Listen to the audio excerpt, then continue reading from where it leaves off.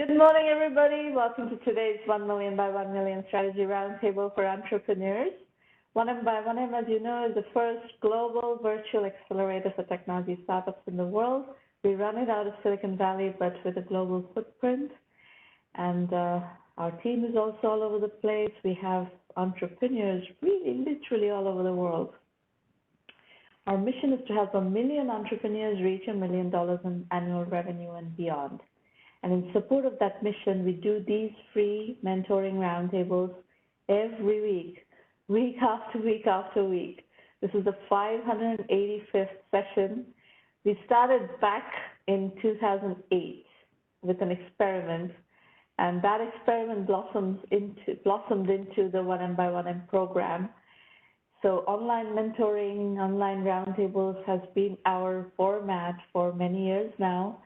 We do not only we've not only done the 585 sessions of free public roundtables, we do numerous private roundtables for our premium members. So this has been a tremendous way of us getting together with entrepreneurs all around the world. This event is being recorded. You have the recordings of every single public roundtable available on our YouTube channel. On Twitter, we're at 1M by 1M and at Romana. We publish a lot. Hashtag 1M1M is today's hashtag. These are the call-in instructions. It is a roundtable, not a broadcast, so we want you to participate. I'll put this slide up later on. Right now, we have some scheduled programming. So, but do participate in the public chat for sure.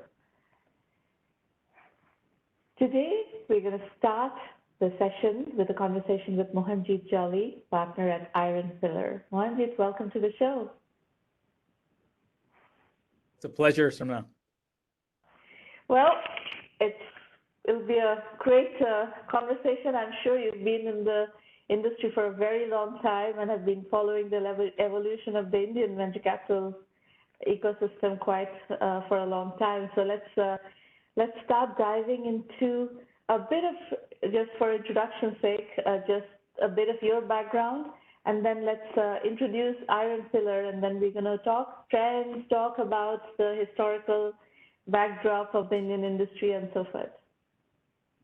Absolutely. Again, thank you so much for having me. Just from a background standpoint, I am what you call an IBCAD. You may have heard of ABCD, but IBCAD is an Indian-born, confused American Desi. So born in India, moved to the U.S. when I was a teenager. So I did my high schooling, college, graduate work, et cetera, here in engineering, in aerospace. Spent some years on the defense contracting side, actually building spy cameras for the U.S. military. Was part of the team that fixed the Hubble back in the mid-90s. UCLA MBA, launched an incubator at Caltech back in the late 90s. Did a joint venture with Andy Grove at Intel while I was at Mattel, the toy company. And then I got a cold call from Guy Kawasaki, who's a bit of a legend in Silicon Valley, prolific speaker, author. And he had started a bank, an investment bank called Garage, which pivoted to a seed stage venture capital firm after the dot-com crash back in the early 2000s. So I'm an accidental venture capitalist, but I've been working with startups for about 23 years now, initially helping them raise capital, and then over the last, almost 20 years, directly investing. So I was with Garage. That was the firm that Guy had founded back in the early 2000s. And then I was with DFJ and Tim Draper from 2007 till December of 2015, and then launched Iron Pillar in January of 2016. And we're sort of 6.5-year-old new firm and having a blast through the ups and downs. Great. And how big is the Iron Pillar fund size-wise? So I can give you a historical perspective. Not allowed to speak about what's going on currently, though. You will know that as and when we get certain milestones. But historically, we started the firm in 2016. We actually did not raise capital in 2016. We started the process in 2017. We raised a $90 million fund. That was our fund one. We had $90 million in commitments. We invested in 8 companies from that particular fund. Then as one does in the middle of the pandemic, we decided, why not? Let's go out and raise another fund. So we raised a $48 million, what we call a top-up fund, to double down on the winning companies from Fund One. And so that got oversubscribed, believe it or not, in sort of May, June of 2020, early days of the pandemic. And now, yeah, we're on to our next vehicle, which I cannot give you details about, but we've been closing and deploying capital, in our most recent fund vehicle as well. And I'm happy to talk about some of those investments in this conversation. And so let's talk about the positioning of the new fund. Is it a seed fund, post-seed fund, Series A, or pre-seed? Where are you positioning the new fund? Yeah, so it's interesting. My journey. So again, with Garage, it was seed stage. I was writing 250 to 500K checks. Then DFJ was more of a Series A, prototypical Series A investor. Iron Pillar is actually further sort of downstream from that. So our stage of the company where we invest is usually post product market fit. And the focus for the fund, the current vehicle, is invest in companies that are building from India for global markets. So from India for the world is the thesis, which then leans more enterprise, more B2B than it does B2C. However, we do have sort of an 80-20 rule, if you will, or a guideline to say, 80% of the companies are going to be more B2B SaaS, 20% maybe more consumer centric. All of them are going to leverage the cloud, and all of them, of course, are heavy technology companies. So from a stage standpoint, we're more a post-Series A, maybe an A plus, a Series B type of investor, and we call ourselves early growth.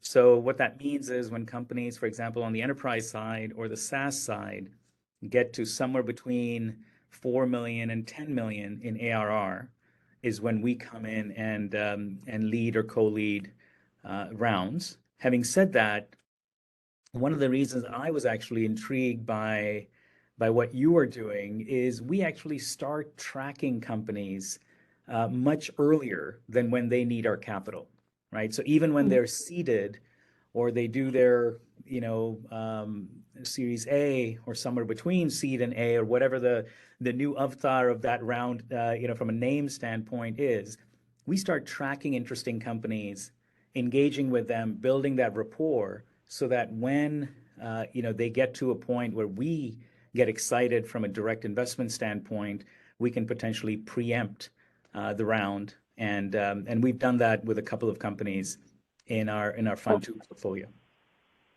Mohanjit, can we talk about you said you started your first fund you invest in 8 companies and then you continued to invest in those 8 companies. Let's talk about some of them. And I just want to get a flavor of the kinds of companies that drew your attention until now, to give a sense of what you would be interested in going forward. Absolutely. So look, Fund 1 was, and we have a concentrated portfolio strategy, by the way. I mean, most of the folks who you may have as guests on the show, may do 20, 30, 40 investments per fund. In our case, the numbers are closer to 8 to 10 investments per fund. And there's method to that madness, but I'll get to that in a bit. But specifically to your question, first fund was 8 companies. 3 of them were what we call India for India. So companies like Bluestone, which is a omni-channel jewelry company, one of the largest sort of privately held jewelry companies in India. We invested in a company called Testbook, which was an ed tech play for government exams, for example, because we felt that was a sizable market in India. And then the third company, which we actually ended up selling to Reliance, is called NowFloats. And NowFloats the idea was go after small kirana shops, small store owners, and give them an incredibly easy way to get their businesses from a pure offline into an online or an omni-channel kind of play. And to be able to do that. NowFloats was in 1Mby1M long time ago. So I knew Is that right? NowFloats. Okay.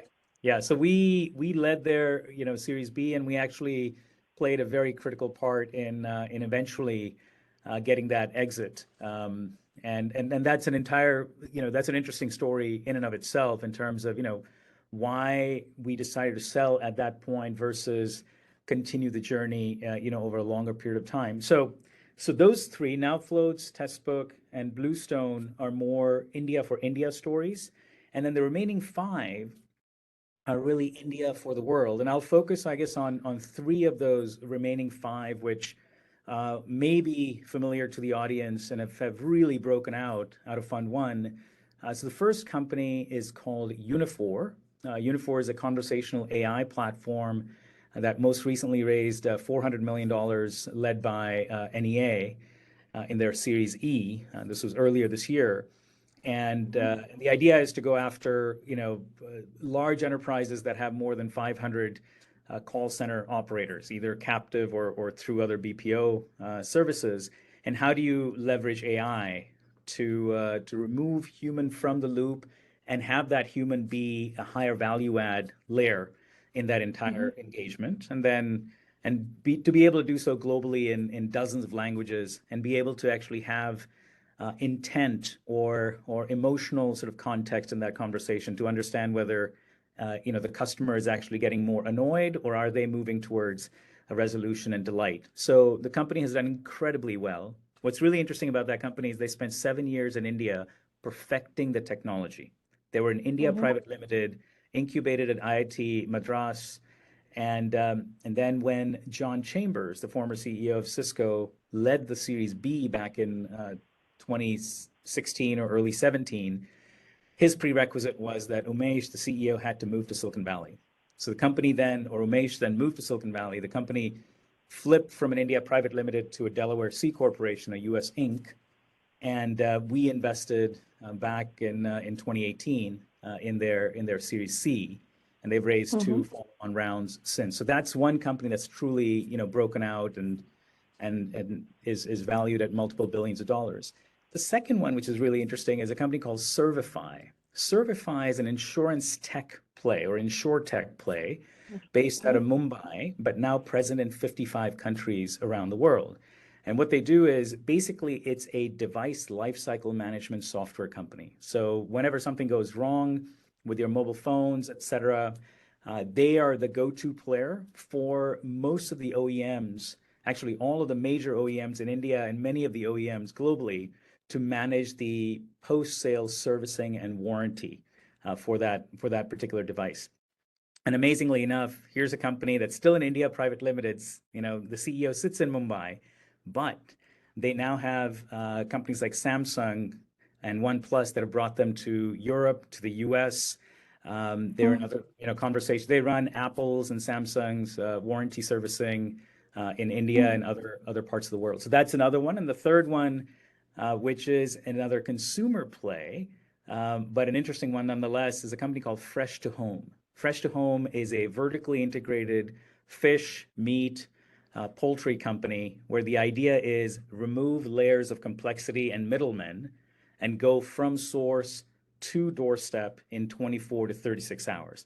Hence the word fresh in the name of the company. And so it's just absolutely remarkable. The company itself is domiciled in Singapore, started, of course, in India primarily, but has now extended into the Middle East. So they're in UAE, and they're going to other parts of sort of the Middle East and GCC going forward. So it's a mix of enterprise, SaaS, some consumer, India for India and India for the world. That was a Fund One blend.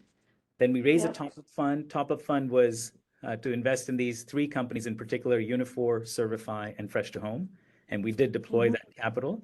But with Fund Two, the thesis has shifted slightly, which is invest in companies that are building from India for the world. So there isn't necessarily a component of India for India from Fund Two, but it's really India for the world. Why did you make that decision? It's interesting. Well, one of the reasons is I'm sitting in Palo Alto, so I'm not going to be investing.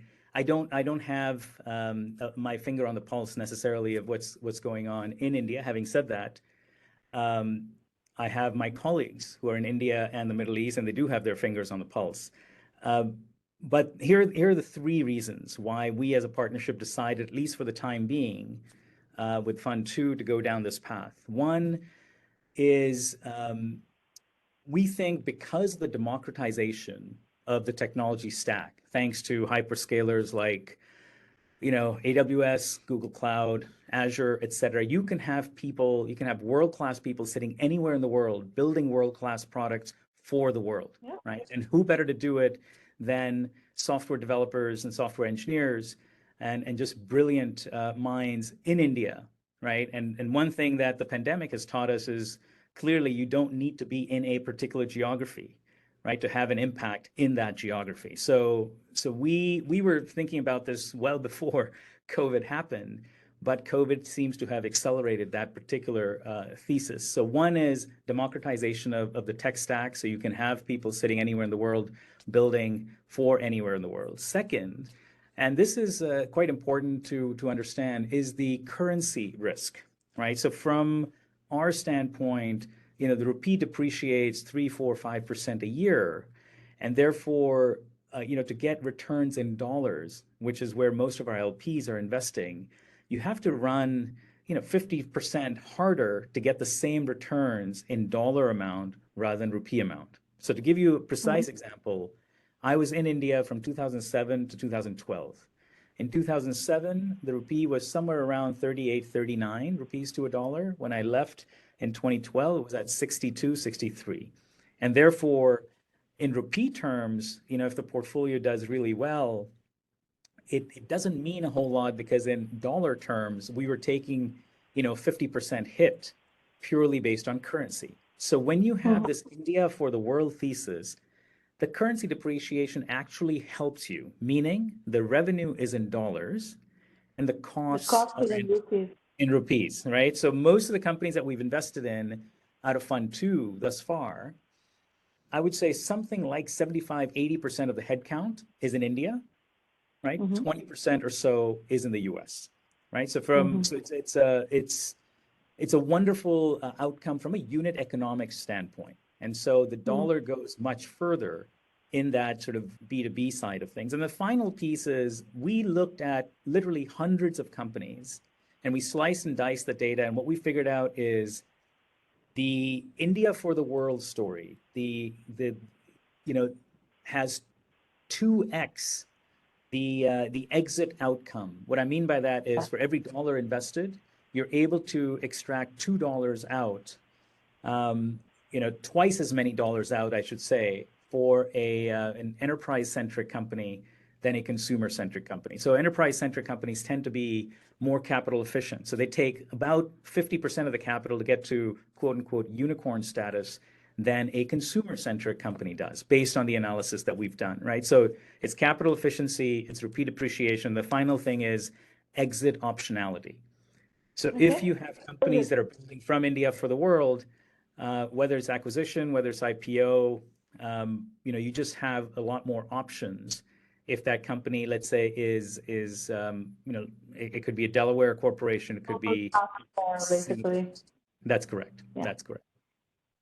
A couple of questions out of what you said. One is you hinted earlier that there was a story behind selling now floats to Reliance, and there was some thought process behind it. I'd love to know what that was, because Reliance has become a very interesting player in the startup ecosystem. And they completely changed the game with Geo. What happened, and how did that play into your cycle?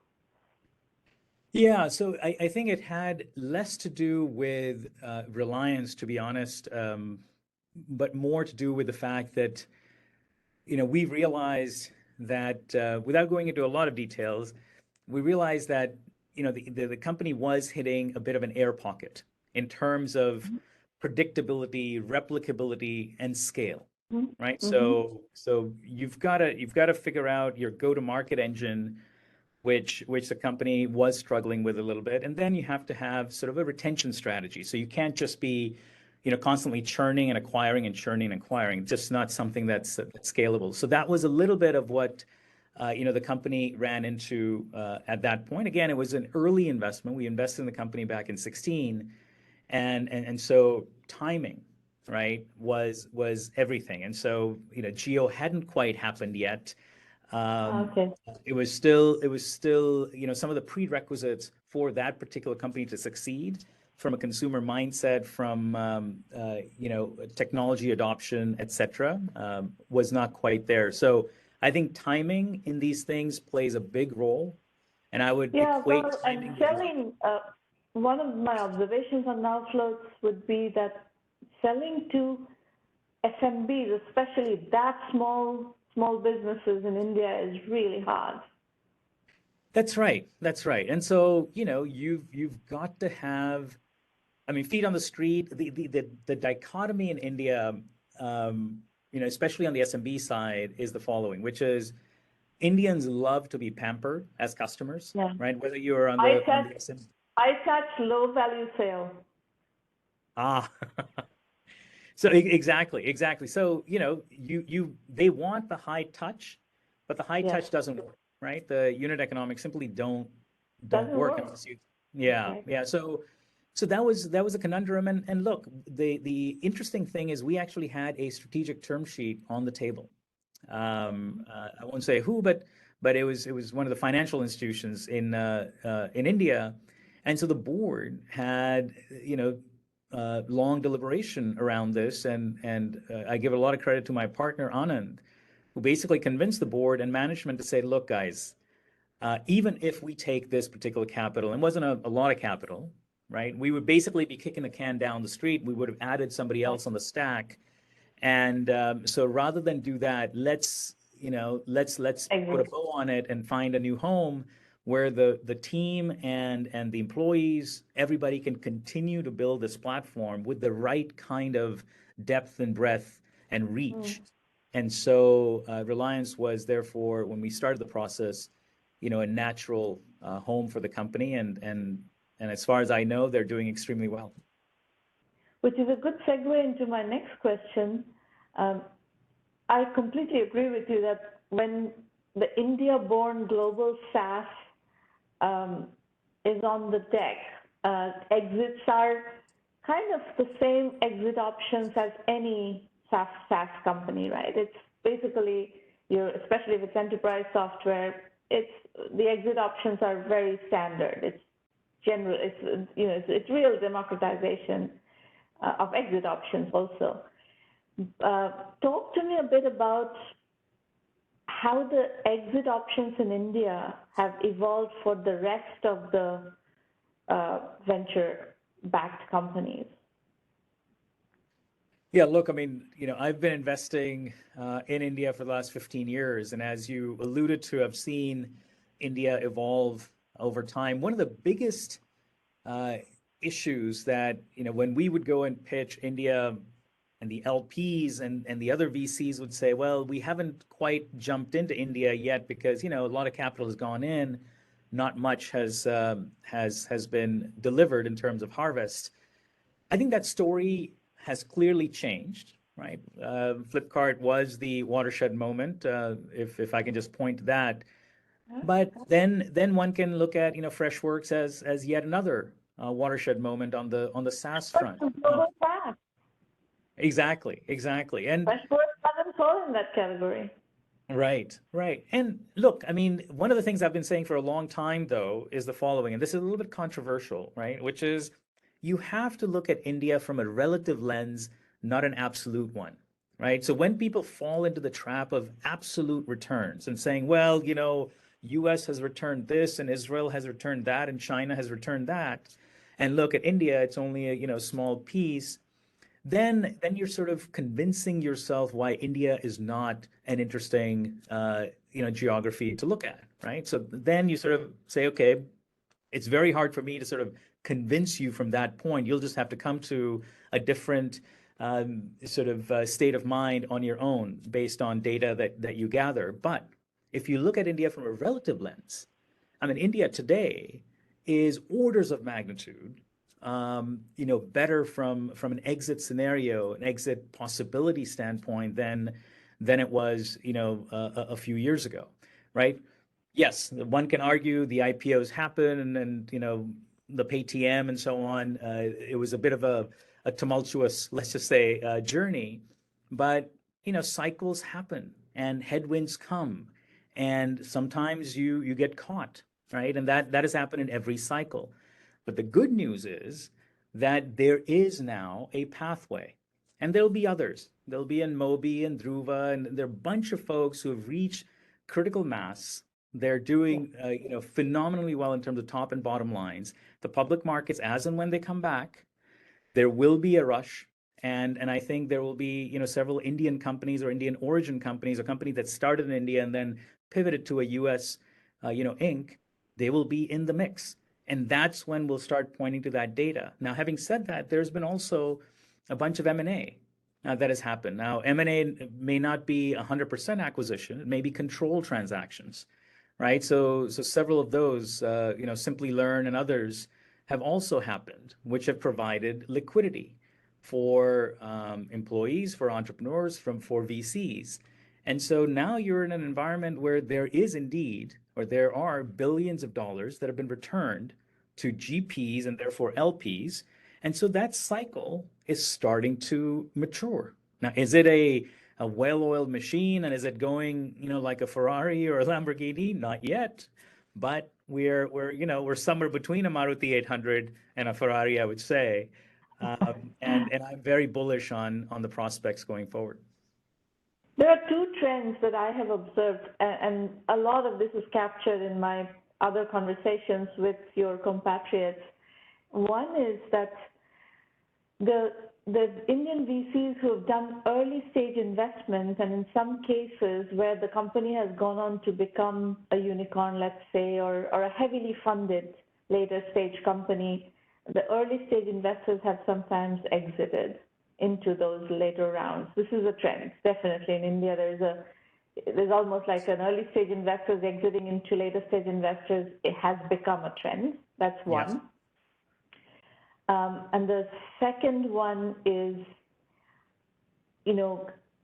capital efficient companies exiting into heavily funded companies. That also seems like something that is happening, is that there is a class of companies that are becoming the unicorn, heavily flushed with capital companies. And then there are others who have, good metrics and good teams, good, et cetera, and they're being acquired by those heavily funded companies. These are two, I would say somewhat newer trends and somewhat different trends than what we see in Silicon Valley or the US in general. The trend of earlier stage VCs exiting into later stage VCs is not as big a trend in the US market. The one that about capital efficient companies being acquired by unicorns is, I think, a global trend at this point, because these unicorns are having a hard time justifying their valuations, and that's where they're looking for shortcuts to backfill the valuations at which they have raised money. So I think that's definitely happening in India. Very interesting conversation. How long do you think it will take for the Maruti to become maybe doesn't have to be a Ferrari or a Lamborghini, but maybe at least a BMW? So I think when we come out of this sort of cycle, my belief, my projection is the following. I think next year will be a challenging one, but when the next bull run starts, India is going to be playing a pretty big role in the outcomes of that point. And when I say a pretty big role, even though we come out with an annual sort of unicorn report and we've sliced and diced the data, I'm less interested in the term unicorn. I am more interested in the underlying value that these companies are providing for their customers, right? So if you have on the vitamin to cancer drug spectrum of products closer to the cancer drug than the vitamin, then you're going to have that customer for a long time, right? You're going to have really interesting, and you have, interesting gross margins and year-on-year growth and retention and so on and so forth. Whether the market values you at 30 times multiple or 15 times multiple or 10 times multiple, you are going to create value downstream. So as long as your focus is on that and less on whether you're labeled a unicorn, which I think, unfortunately, a lot of, especially first-time entrepreneurs got into, because they wanted that stamp. I think they did some unnatural things to get to that stamp. I mean, there's some crazy situations where, companies raised $25 million or $30 million just to be able to say, hey, we raised money at $1 billion pre. It makes zero sense, right? And now the same companies are. It's no sense at all. Yeah, doing down rounds and so on. So my answer to your question is, I think, it's not going to be a long time. I would say 3, 4, maybe 5 years. When we come out of this J curve, you will start to see really more of an exit in India. Absolutely. I know you have to go. I have one last question before I let you go. What is your sense of the broader Indian geography? There is talent war, clearly. Of course, recently, at least, there's quite a bit of layoffs because of the unicorn situation not going so well and all the fundraising not going so well. But in general, there is talent war. It's a booming market, it's a booming startup market, and so on. Plus, it's a booming market in general with the rest of the ecosystem as well, the MNCs and so forth. So how do you see the rest of India, from a talent pool perspective, second tier, third tier cities? Are you seeing your portfolio companies or companies that are pitching to you start leveraging the broader talent pool of India? I mean, the short answer is yes. We are a very interesting firm in that we are not very IIT heavy. So when you look at the entrepreneurs, especially entrepreneurs of companies that have broken out, not very many of them are IITians. And the other thing that's interesting to note is there isn't sort of a Bangalore heavy center of excellence presence either. I mean, yes, we have a few that have presence in Bangalore, but it's, Chennai has become a real hub. So many companies. Yeah. That's because of the Freshworks, I think. Yeah. I think those two companies definitely. But I need to actually drill further because, especially in Fund 2, I think we have 3 or 4 companies that are Chennai centric. So I need to find out why that is indeed the case. And the second, and we have, Kerala. So there's some really interesting companies being developed by. Very good. Yeah. So, cities that I didn't even know about, right? Outside of Trivandrum, we've got companies that are building these hubs. I think it's a really interesting opportunity. It's a really, really interesting opportunity for potentially a public-private partnership to emerge. So if state governments, for example, if they take a little bit of a progressive step, in my humble opinion, I think they can attract these startups because there is this sort of talent war going on, and you can use that and leverage that to actually build up that talent pool in your particular geographies. Having said that, we're now seeing companies that have presence in Jaipur, in Bhubaneswar, in Mangalore, in other parts of India, which was not a trend. I would say now it is a trend. And the other thing I'll say is because of this hiccup in the market, and I saw this during the GFC and I saw it back in 99, 2000 as well, is there's a sense of loyalty that starts to percolate in. So employees are not looking at island hopping for 5, 10, 15, 20% increments and go to a different employer. They're saying, you know what, I'm going to stay put. I'm going to actually pay attention to my equity and my vesting and things of that nature. So I think there's going to be a little bit of a mindset shift that happens. I don't think it's going to counter the talent war completely, but it will definitely help. So to answer your question, we are seeing emergence in tier 2 and 3 cities. I think it's an opportunity for, again, government and the private sector to band together to build that the skill foundation, if you will, that startups can tap into downstream. And the third thing is we are seeing companies that have centers of excellence and development in other cities, which I had not seen during my early tenure looking at Indian tech startups. From the point of view of 1 million by 1 million, our strategy is to train these entrepreneurs who are coming out of those other cities as well. We have entrepreneurs from, I have a very nice team from Chandigarh, for instance, and so forth. So you were talking about the government-private public partnership, but I also think that some of the secret of making this happen is just training these entrepreneurs, to the level and giving them the access and so forth, just from wherever they are. Actually, it's very interesting you brought up Chandigarh. So one of the people I really admire is a gentleman named Jay Chaudhary, who's the CEO of Zscaler, which arguably is one of the most incredible success stories.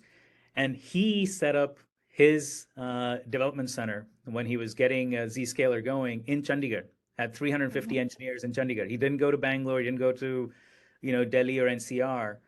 It was Chandigarh. And he said that was one of the smartest things he did. And as a result, he got that sort of engine cranking, and that has actually led to others popping up as well in those parts of and that's what Sridhar did in Chennai with Zoho. Is he set up Chennai, and then out of Zoho came Girish Matrubhudam. Of course, Freshworks. We had them in the program for 3 years in 2011 to 13. Amazing. Amazing. Well, great conversation. Very nice to speak with you, and let's keep in touch. Absolutely. My pleasure. Anytime. Bye-bye. Take care. Take care. So we're going to switch to the entrepreneur pitch session, folks. Just a little bit of expectation setting. We are on your side. You don't have to be defensive. You don't have to be nervous. This is a friendly place where you can get help for your company. That's all. And if you disagree with what you hear, it's up to you to do what you want to do with your venture. It's your venture at the end of the day. We are going to start with Natalia Aldama in Mucia, Spain. Natalia, help me first and foremost. I'm very familiar with Spain. I've traveled extensively in Spain, but I can't remember where exactly is Murcia. Where exactly is Murcia? Murcia is in the south of Spain. It's between Andalucía and Comunidad Valenciana. Just in the corner of Spain. In the south. So tell me a big city that's close to Murcia. Almería, Alicante. Almería, Murcia, Alicante. Okay, very good. I've traveled extensively, 2 large trips in Andalusia. I've spent enough time in Barcelona, Madrid, in the Basque country, San Sebastian and all that. So I know Spain very well. Then you should really visit Murcia because it's a really nice place, nice town. It's cozy because it's like a small town or a small city, but we have mountains, we have beaches. Very nice. All right, tell me what you're doing with Interamplify. Yeah, this company, Interamplify, it's international marketing company, and it's focused on CEO and link building. So our purpose is to make solutions or promote other companies inside the internet. We connect different brands with their target audience, and we also try, and we get it, of course, to increase their traffic. Our company focus on helping other online companies or their websites to be better positioned on Google. And we try different strategies to meet their goals. How do you measure effectiveness? Each client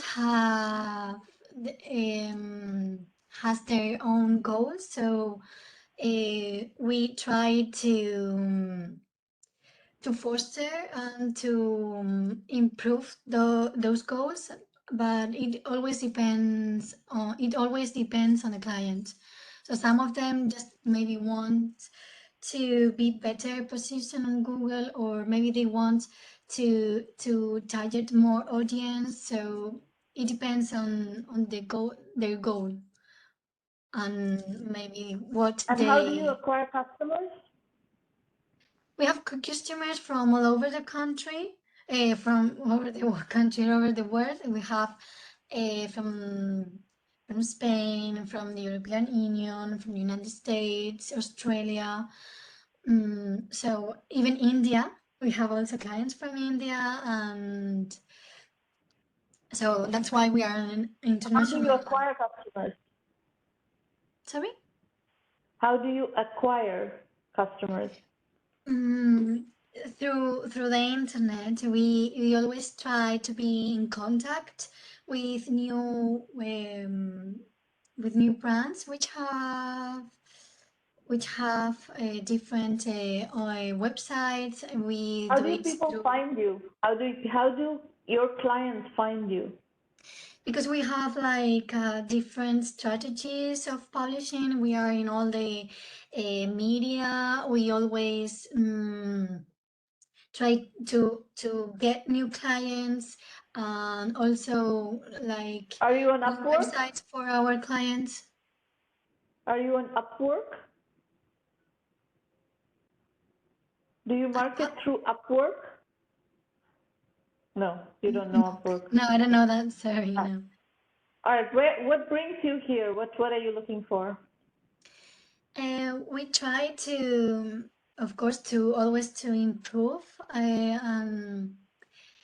our situation, to learn new techniques, to learn new methods, and always to take, not to take advantage, but to learn from other big companies. And we try So to I think, the first thing I would suggest to you, if you haven't done it yet, is look at Upwork.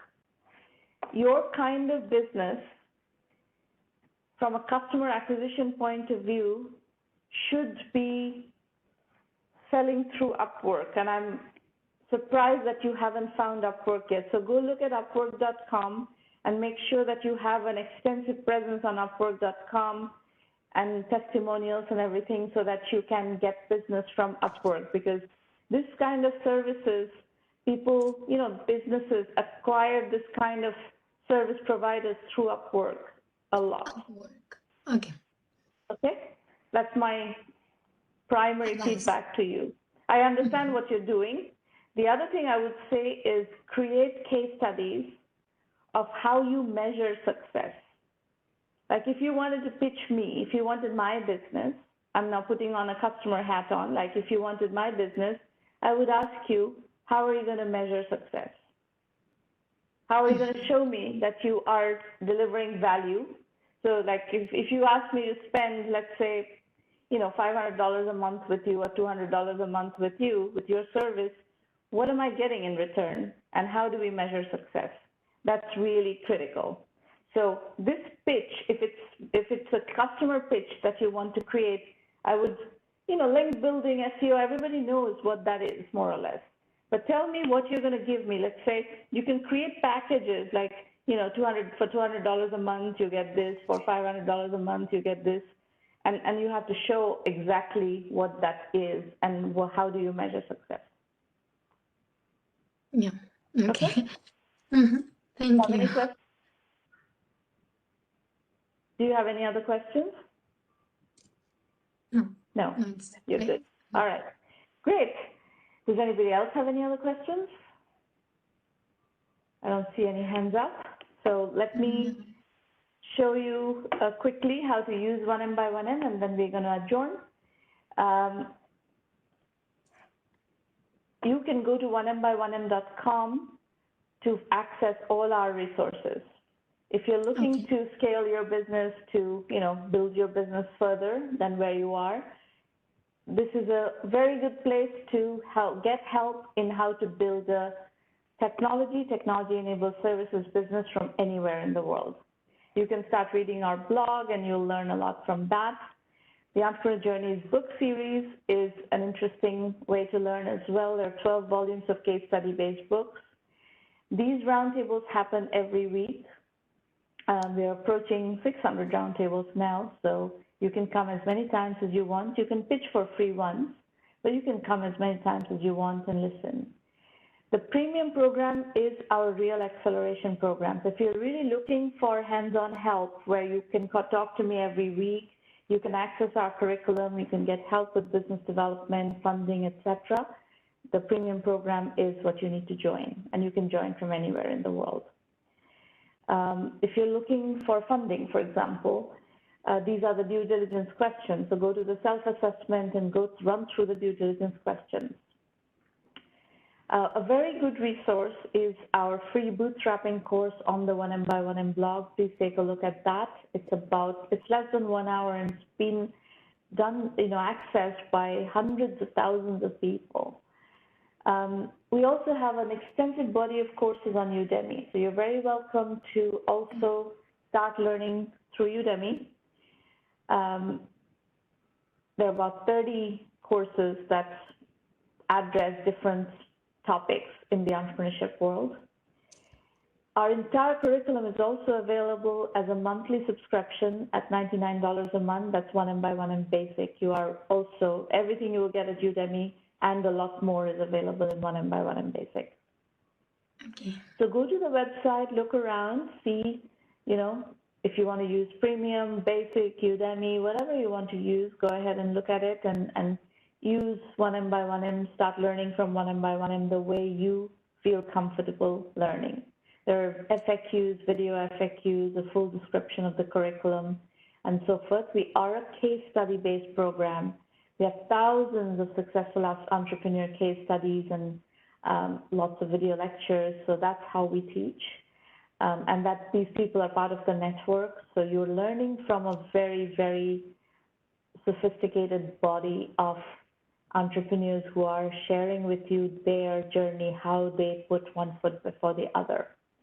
The investor introduction policy is stated in a lot of detail on the website. Please take a look at it. Our policy is don't go to investors as beggars, go as kings, bootstrap first, raise money later. That is all. We have roundtables pretty much every week going forward, 2 more in August and then 5 in September. So come as much as you want to.